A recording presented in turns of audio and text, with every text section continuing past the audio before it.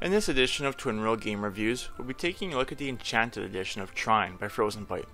Now, as you can see here on the main title screen area, the visuals are just wow, so fantastic. You see the tree in the background with the leaves, you got the tree on the left, the water, the splashing, the movements here of the different objects. It's like wow, just amazing.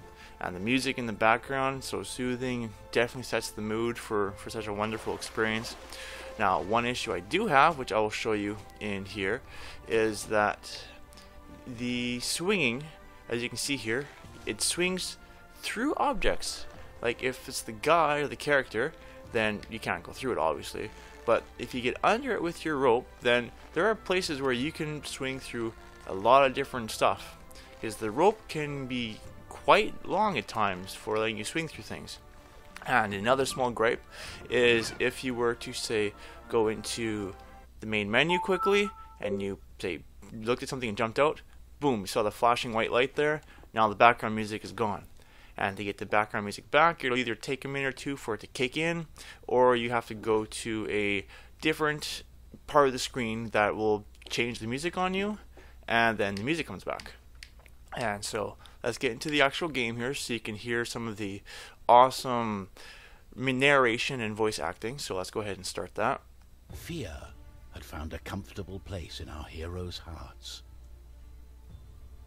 Deeply troubled, their minds began to fill with woe. The night had not eaten in many hours, and the scent of meat had not made it any easier. The thief started to worry if she would ever be free again.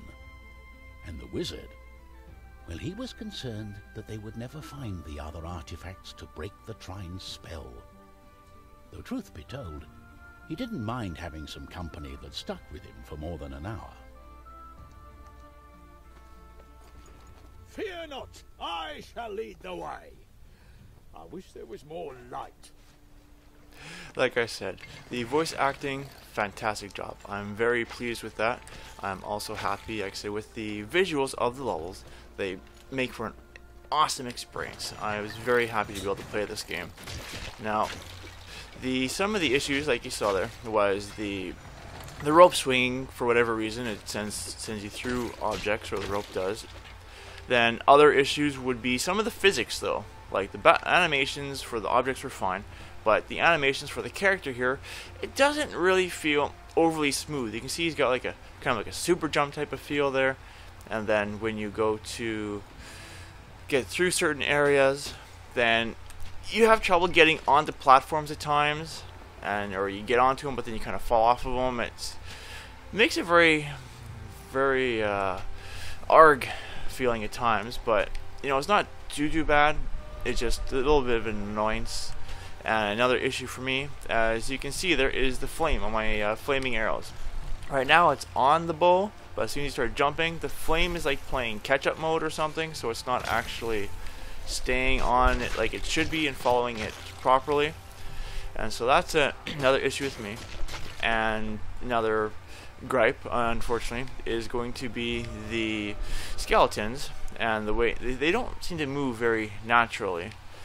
Another issue for me was is a small cosmetic hiccup, I guess, is that when you're on those save points there, at times it seems like more often when your guys are half full for power, then it will keep chiming over and over and over again. Like right now it's not doing it, I guess because the other guys are pretty much full health, but it'll sit there and it'll keep doing that spawning or that sequence of sounds over and over, which does get fairly annoying if you are kind of stuck on it fighting monsters. Now, as I was saying about the skeletons part though, like if you're kind of watching it there, you know, they don't look like they're moving the most logically and like fluid. Like they're just kind of like loose jumping around, kind of sort of like a float jump. I don't know, it doesn't look natural to me, which kind of offsets the game a little bit, but again, it's just a very small detail, so nothing major. And also in the game, which is a plus, is you do get experience points. Here you can see on the right side, it shows you for the level how many experience you can get. So you do get some experience, which is nice, which allows you to upgrade your abilities there. You start off with only the first one for each character.